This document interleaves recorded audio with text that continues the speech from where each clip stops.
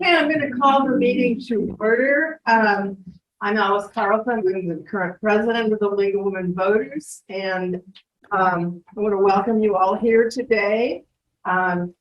We are so happy to have Dede Murphy with us. And before that, I have a couple of announcements. One is that first, this is election season, which is an incredibly busy time for the League of Women Voters.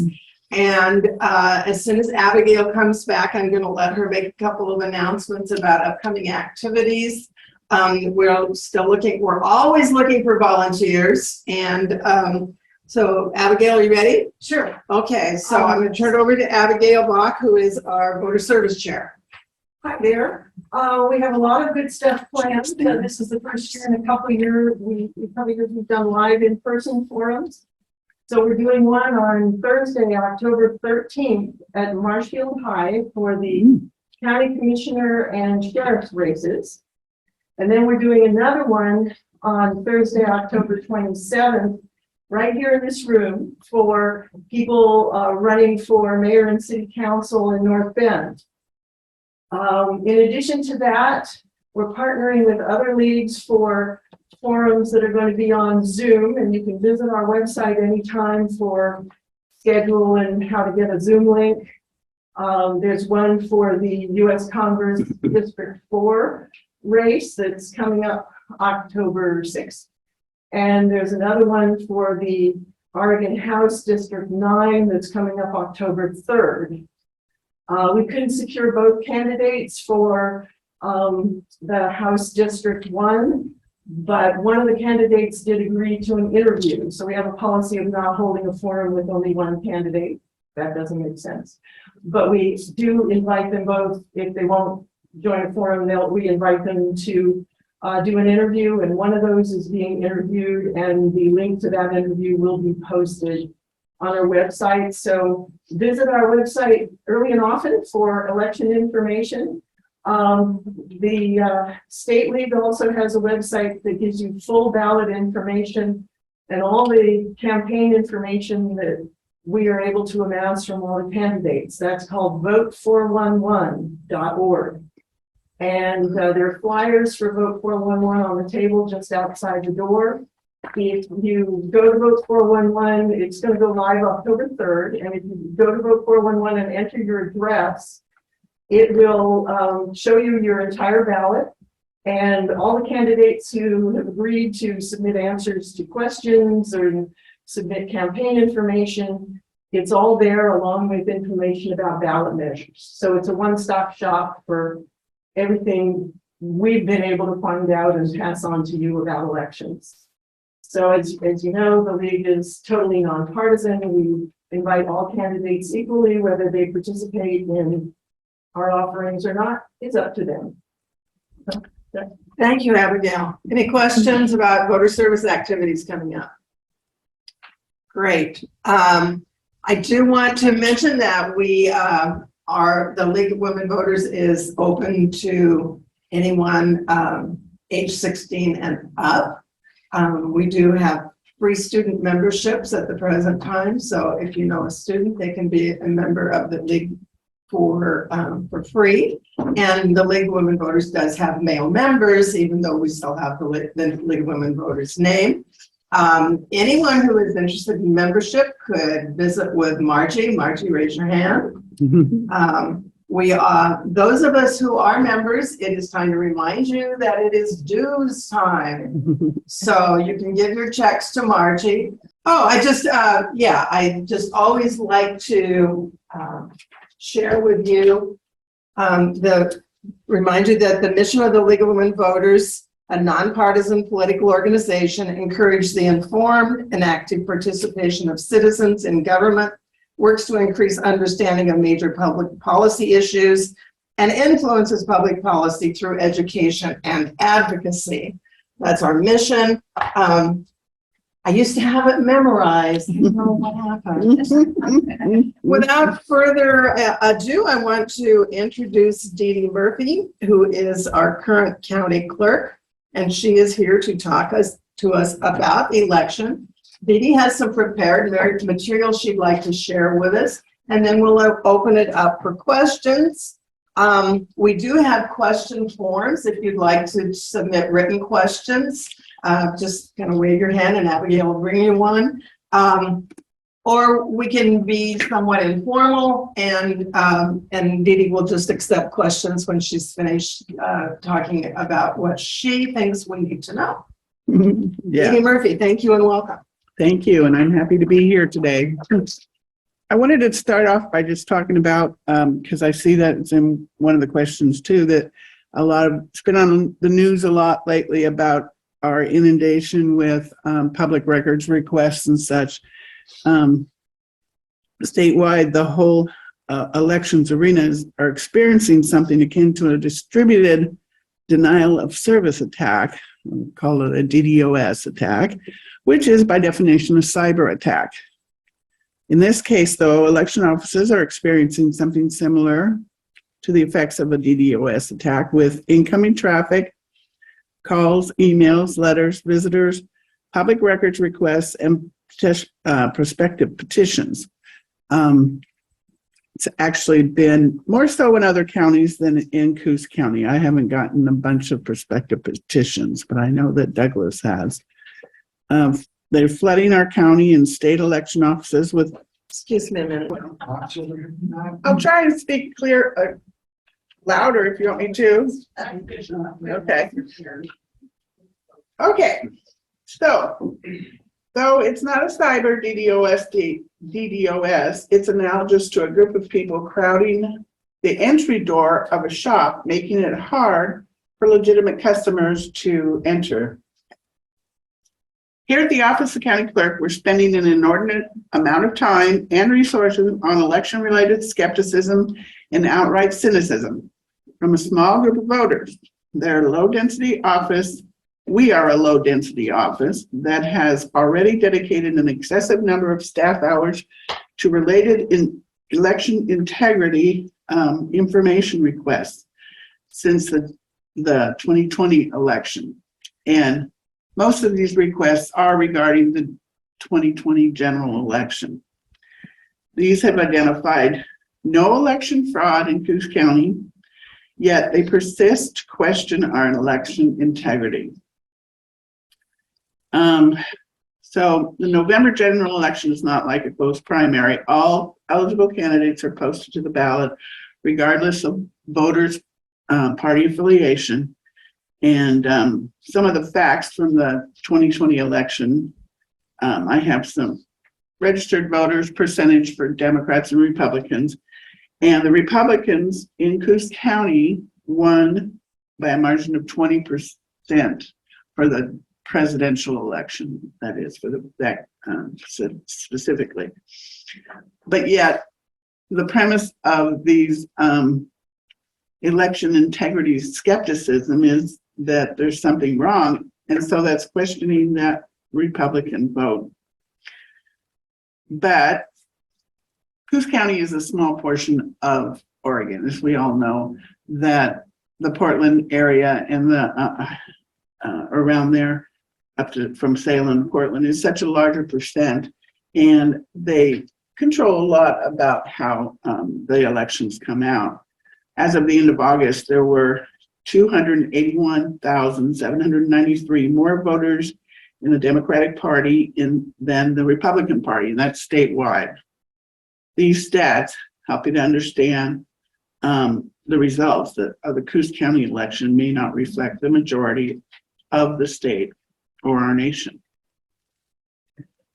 But what I want to say is that we have a very, very good procedure that works well in the state of Oregon and in Coos County. I know specifically, we have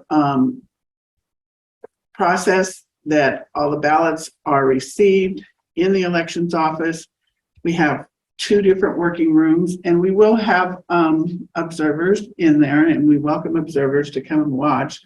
We only have room for 3 observers totally, because the first room where we have our signature verifications, all the ballots are brought into that room, and so it's really busy in there with people bringing in the ballots, the drop site deputies, and then they are put in mail trays and given to the our extra help staff that does the signature verification.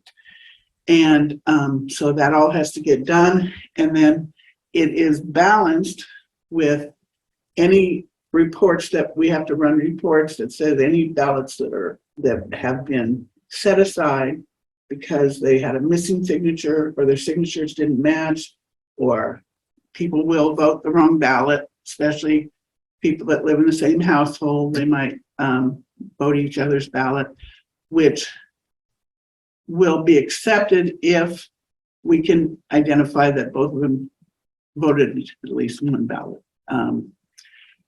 So if we only have one of the parties, we will set aside and wait to see if we get the other one. And we put something on it called a house exception, so that it is brought to our attention when the second one comes through. And that way we can verify that one person didn't vote, sign both ballots. And so we have procedures for all these things. And so once everything is balanced good, they go to the back room where we have seats for 2 observers, and all the ballot envelopes are opened up back there and given to the board workers. We'll have only 2 board workers per table nowadays, since we don't have the security envelopes anymore. It always took an extra person to take the ballots out of the security envelope, or the secrecy envelope, they called it. And so we have 2 people per table. One person will take the ballot out of the envelope and pass it to the person across the table from them. And they set that envelope down,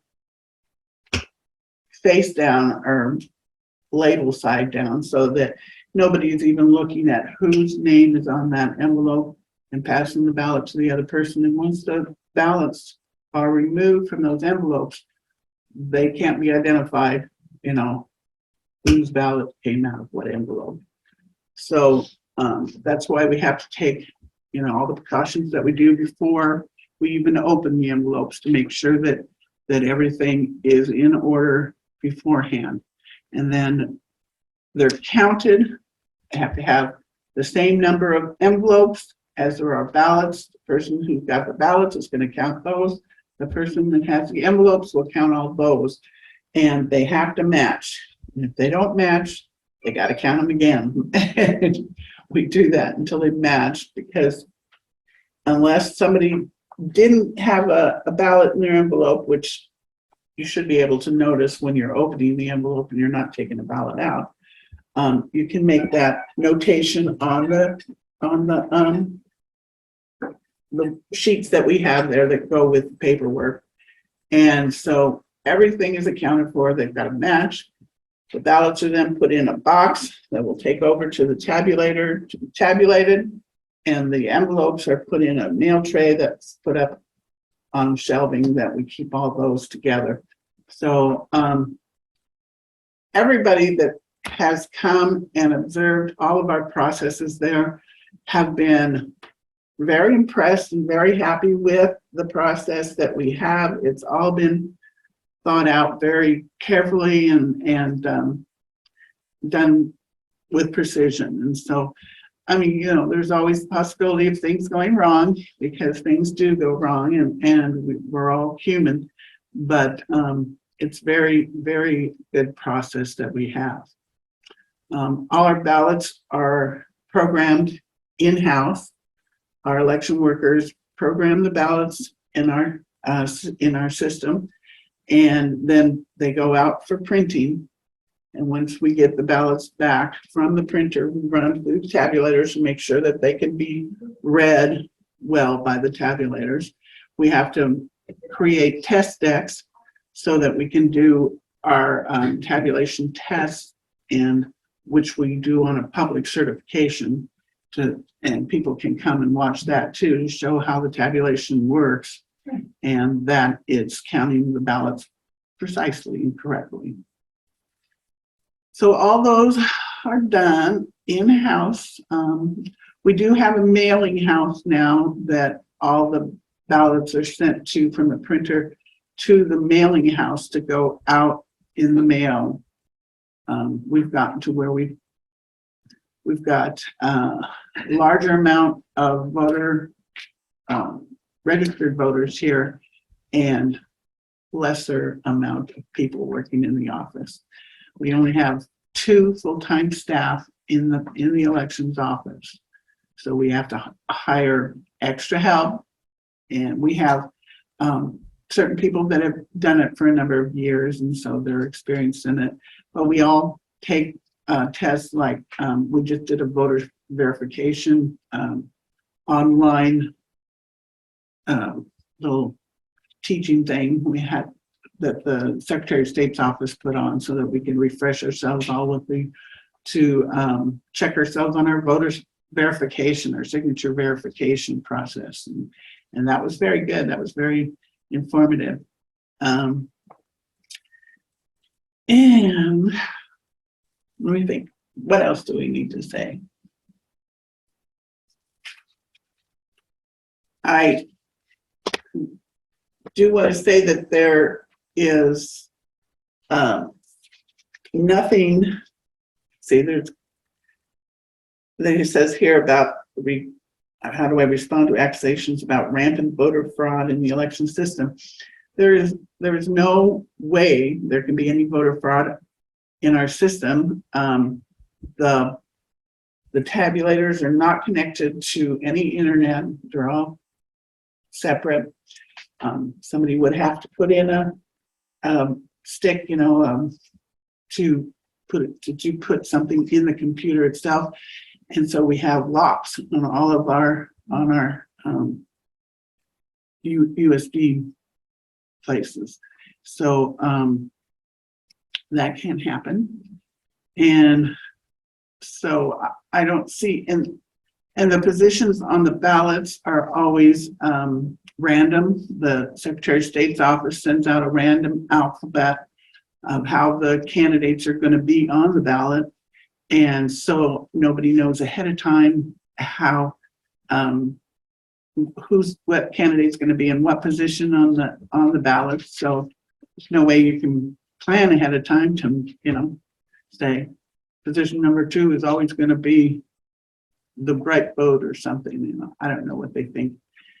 So anyway, I do want to make sure everyone knows that there's nothing going on. There's nothing strange going on. We just do our job.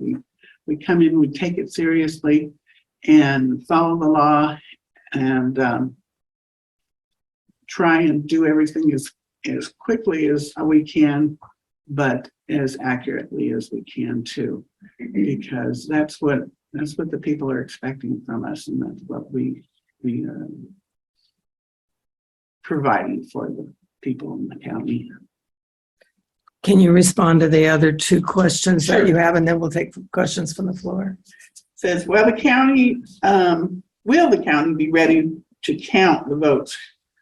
They heard on the news about all the inundating voter centers with questions in regards to the 2020 election.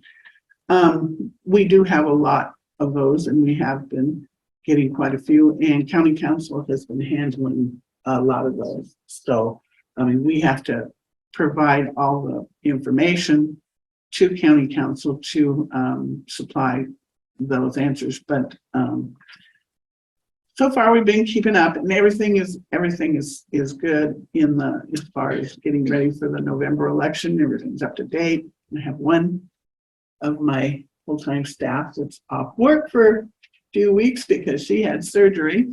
So Lark, who's our chief elections deputy, is wonderful. She's on top of everything, and she keeps me apprised of everything. And we're getting it done. Everything will be up, ready to go, and just like usual. What qualifications do you need to have to become a poller? I believe an observer is what they're talking about. How are they vetted? We don't vet any of the observers, if that's what you're talking about, because anybody can come in and observe. We do have a schedule. Since we only have room for 3 places, we have made up a schedule of 1 hour increments, so that if somebody signs up, they can sit for 1 hour in the front room and 1 hour in the back room, and that's all they can sign up for a day. So that we can have as many people as we can to accommodate there. And how do they sign up? They have to send, well, you can call or email me, but email is best because I've been taking copies of all those emails that I get and trying to start scheduling those. Always in the past, we've only had people show up to observe on election day. But this last May election, we had a group of people that wanted to watch what we were doing at all times. So they started wanting to come in as soon as the ballots went out. And so we do have on the schedule that you can come in before or after election day as well, if you want to watch what's happening. But I'll tell you, not all those days do we process ballots, because we probably won't be processing for a few days because we want to get as many ballots ahead as we can, and then bring in the boards so that the boards are not working for just a couple of hours and then have to go home again, you know. So it's not every day that the boards will come in and process the ballots, but we do receive them as soon as the ballots go out. We start getting them back in through the mail mostly. We do have a drop site deputy that will be picking them up.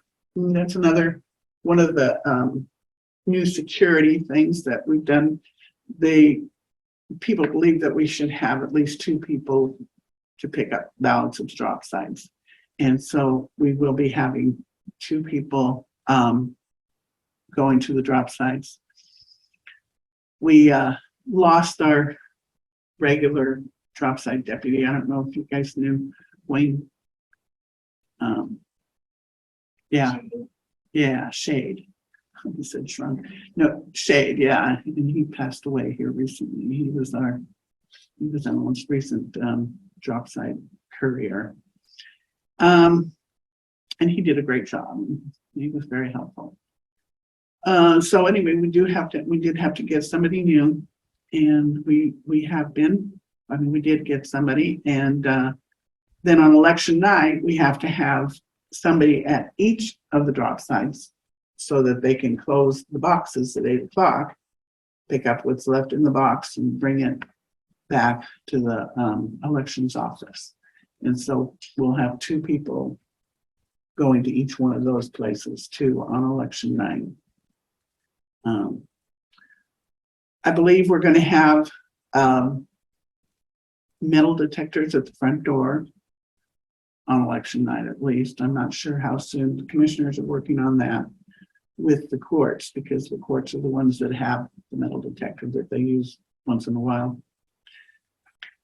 So that's something new, having the metal detector, so that we don't have anybody coming in with any weapons.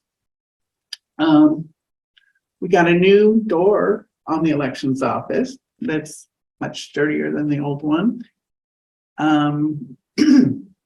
We got quite a bit of harassment in the May election from a group of voters, and my full-time staff in elections are young gals, and they got shook by it. They were spending a lot of time crying at work, because they're not used to being treated like this. And but we're doing our work. Everything gets done, and it's all going good in the office. That's for sure.